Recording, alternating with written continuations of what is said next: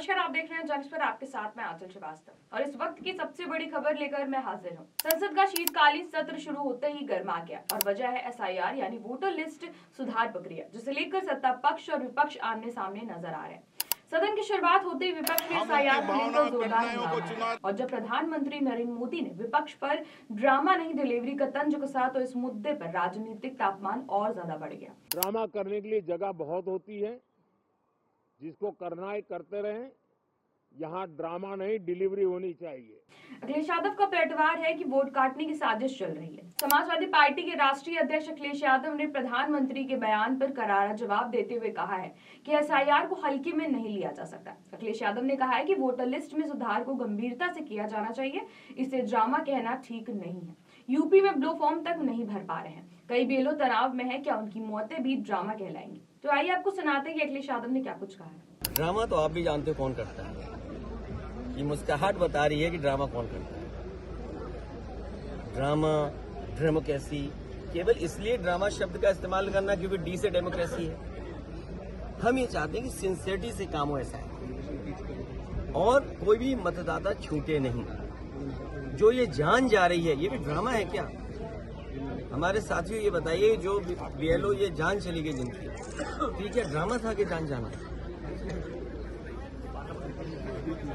तो ये शब्दों पे मत खेलिए, इधर उधर मत जाइए। इलेक्शन कमीशन की जिम्मेदारी ये बनती है कि सभी का वोट बन जाए। और बीजेपी तो ऐसा ड्रामा करती है पुलिस से मिलकर के रिवॉल्वर लगवा देती है, वोट डालने जाओगे। वो भी ड्रामा ही था शायद, रिवॉल्वर लगाना, मतदाता को रोकना। वो आज तस्वीर है नहीं मेरे पास, लेकिन आपके पास सब होगी आर्काइव में तस्वीर। अखिलेश यादव का दावा है कि यूपी में एसआईआर प्रक्रिया के नाम पर वोटर लिस्ट में काट छाट शुरू हो गई है और उनका आरोप है कि कुछ बड़ी आईटी कंपनियों को सरकार ने डेटा प्रोसेसिंग के लिए हायर किया है। उनका कहना है कि ये प्रक्रिया लोकतंत्र को मजबूत करने के लिए नहीं बल्कि वोट काटने की कवायद बनती जा रही। अखिलेश यादव ने एक बड़ी बात ये भी कही है कि डेमोक्रेसी तब मजबूत होती है जब नागरिकों का वोट देने का अधिकार सुरक्षित रहे। लोकतंत्र मजबूत हो, लोकतंत्र मजबूत हो, संविधान के तहत और पीडीएस समाज को मजबूती मिले। बाबा साहब भीमराव अम्बेडकर जी और देश की आजादी के बाद हमें एक वोट डालने का अधिकार मिला। इधर जब से भारतीय जनता पार्टी हारी है और खासकर उत्तर प्रदेश से हारी है, तब से भारतीय जनता पार्टी के अंदर बेचैनी है। ये लोकतंत्र बचाने के ये जो आह्वान हो रहा है उनका, तब लोकतंत्र मजबूत होगा जब हमारा वोट डालने का अधिकार निष्पक्ष और हमारे वोट डालने के अधिकार को न छीना जाए।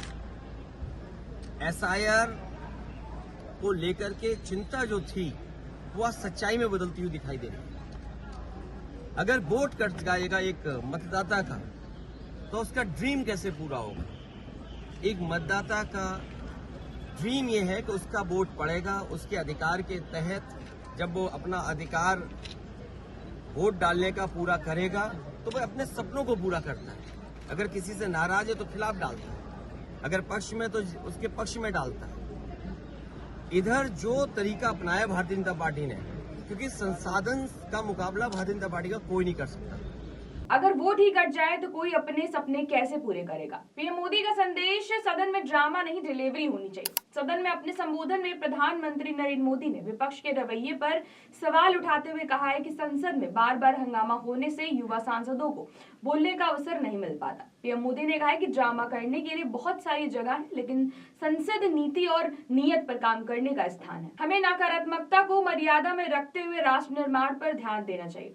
उन्होंने ये भी कहा है कि देश में नारे लगाने के लिए बहुत सारी जगहें हैं, संसद में नारे नहीं, नीतियों पर चर्चा होनी चाहिए। तो वहीं प्रियंका गांधी भी बीजेपी पर हमलावर नहीं है। उन्होंने कहा है कि चर्चा न होने देना ही असली ड्रामा है। उधर कांग्रेस से सांसद प्रियंका गांधी वाड्रा ने प्रधानमंत्री के बयान पर तीखा पलटवार करते हुए कहा है कि जनता के मुद्दे उठाना ड्रामा नहीं है, बल्कि चर्चा न होने देना असली ड्रामा है। I suggest that urgent issues like what you said, pollution, other issues, SIR, which are it is a huge issue for democracy.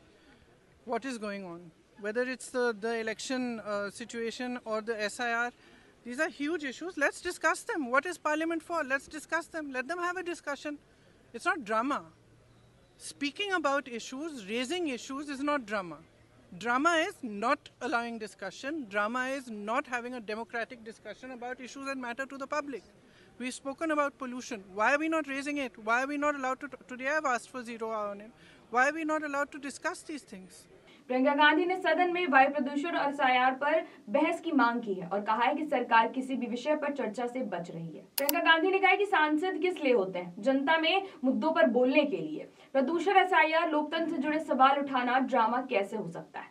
Drama तो वो है जब चर्चा ही ना होने दी जाए। उन्होंने दिल्ली की वायु गुणवत्ता को लेकर भी कड़ी टिप्पणी की। प्रियंका गांधी का कहना है कि ये स्थिति शर्मनाक है। राजधानी का हाल ये है कि बच्चे, बुजुर्ग, अस्थमा के मरीज अस्पतालों में भर्ती। 22 लाख बच्चों के फेफड़ों को गंभीर नुकसान पहुंचा है। हम यहाँ बैठे रहे और कोई एक्शन ना हो, ये कैसे संभव है? उन्होंने केंद्र और राज्य सरकारों से मिलकर तुरंत कड़े कदम उठाने की अपील की है। एसआईआर पर चर्चा की मांग को लेकर सोमवार को लोकसभा पूरे दिन के लिए स्थगित कर दी गई थी। विपक्ष का आरोप है कि सरकार बहस से बच रही है। सरकार का जवाब है कि विपक्ष जानबूझकर हंगामा कर रहा है। और इसी बीच आम जनता सवाल कर रही है, क्या संसद में मुद्दों पर बात होगी या फिर इस पूरे सत्र में आरोप प्रत्यारोप ही हवाएं में उड़ते रहेंगे? पहले दिन के सत्र की बड़ी तस्वीर है। एसआईआर को लेकर विपक्ष पर बड़ा हमला।